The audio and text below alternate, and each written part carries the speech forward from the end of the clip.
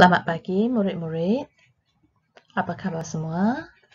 Cikgu berharap murid-murid telah bersedia untuk belajar bahasa Melayu bersama Cikgu Ting. Hari ini kita akan lihat tajuk berwaspada di kawasan rehat dan rahat, iaitu dalam buku teks muka surat 49. Baiklah murid-murid, tema kita pada hari ini ialah keselamatan diutamakan, iaitu unit 7 selamat di mana-mana. Jadi di mana saja kita berada, cikgu berharap semuanya selamat. Tajuk kita berwaspada di kawasan rehat dan rahat. 同学们 berwaspada ialah 小心。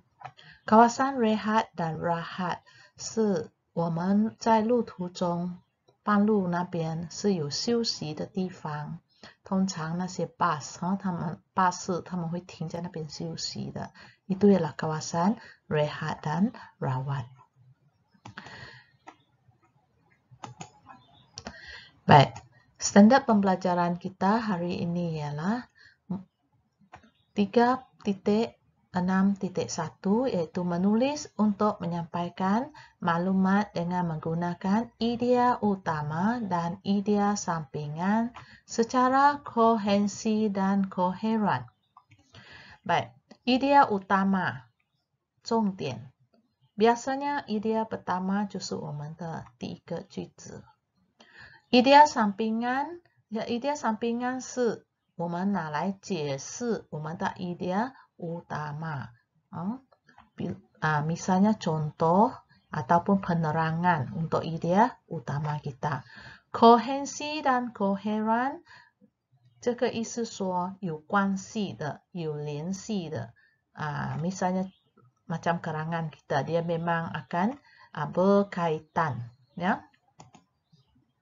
Objektif pembelajaran kita hari ini ialah murid-murid dapat menulis untuk menyampaikan maklumat dengan menggunakan idea utama dan idea sampingan secara koherensi dan koheren dengan baik.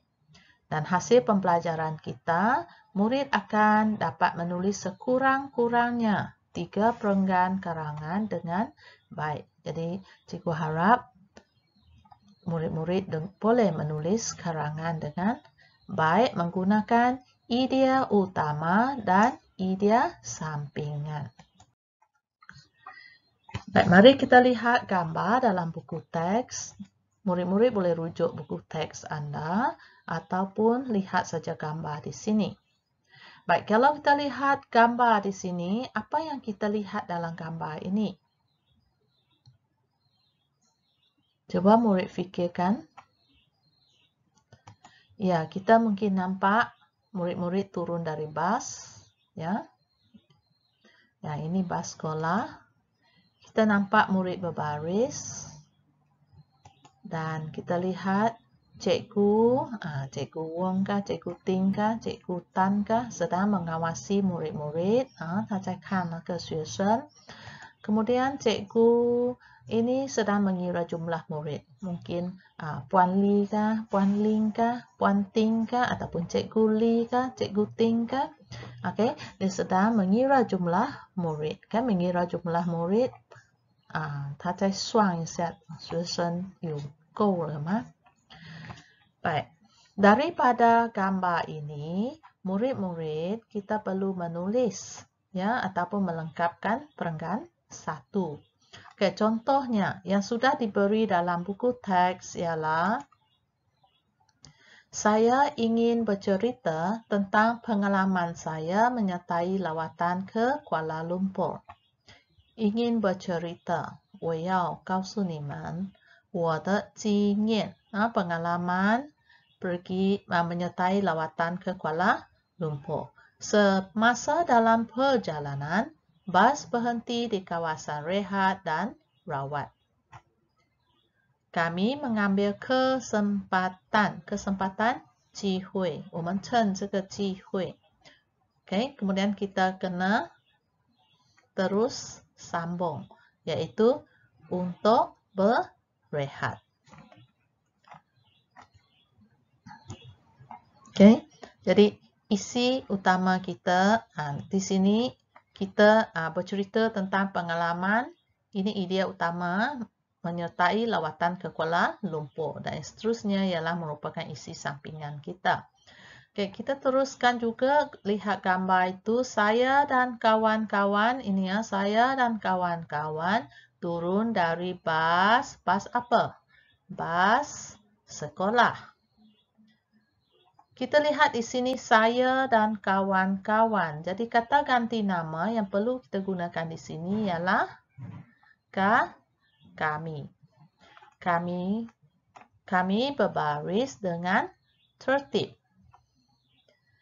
Cikgu Tan sedang mengawasi kami manakala Cikgu Ling mengira jumlah murid.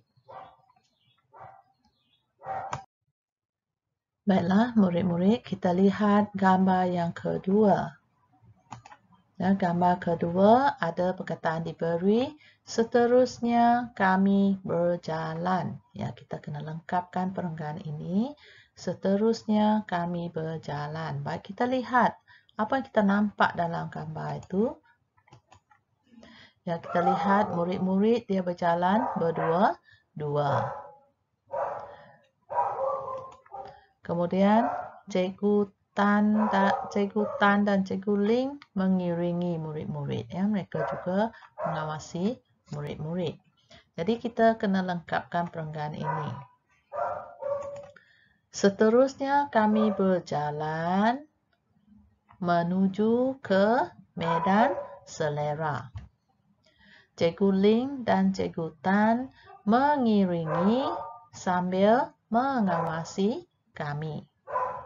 Kami berjalan berdua-dua dan kami berjalan berdua-dua. Kami tidak berjalan berseorangan untuk menjaga keselamatan diri. Ya, berdua-dua 两个人走. Okay.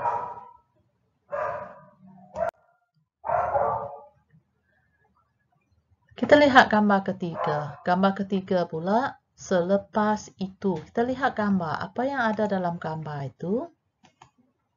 Ya, tengok seorang murid ini dia sedang menatang makanan. Okay. Dan mereka makan secara berkumpulan. Baik, kita kena lengkapkan juga. Penanda wacana sudah diberi, iaitu selepas itu. Selepas itu, apa? Kami memesan makanan dan minuman di gerai Pak Ipin. Ahmad ataupun Amin ataupun siapa-siapa sahaja beri nama dia John sedang menatang makanan sambil berjalan menuju ke meja makan. Kami makan secara berkumpulan supaya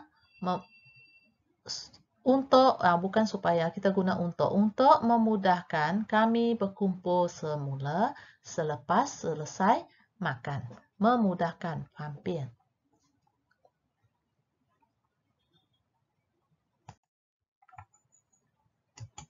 Baik, kita lihat gambar yang keempat. Kita lihat apa yang ada dalam gambar. Ya, mereka berbaris untuk menaiki bas semula. Okay. Sama juga, kita sudah diberi penanda wacana yang terakhir, iaitu akhirnya. Okay. Sekarang kita perlu selesaikan ataupun kita perlu bina ayat untuk perenggan akhir ini. Okey, akhirnya apa? Kami pun selesai makan. Kami berbaris semula untuk menaiki bas sekolah. Kami memulakan perjalanan kami menuju ke kami meneruskan. tidak memulakan. Kami meneruskan perjalanan kami menuju ke Kuala Lumpur. Cikgu Tan memastikan bilangan murid cukup sebelum bertolak. Kami duduk di dalam bas dengan perasaan yang teruja menuju ke Kuala Lumpur. Perasaan yang teruja itu很开心。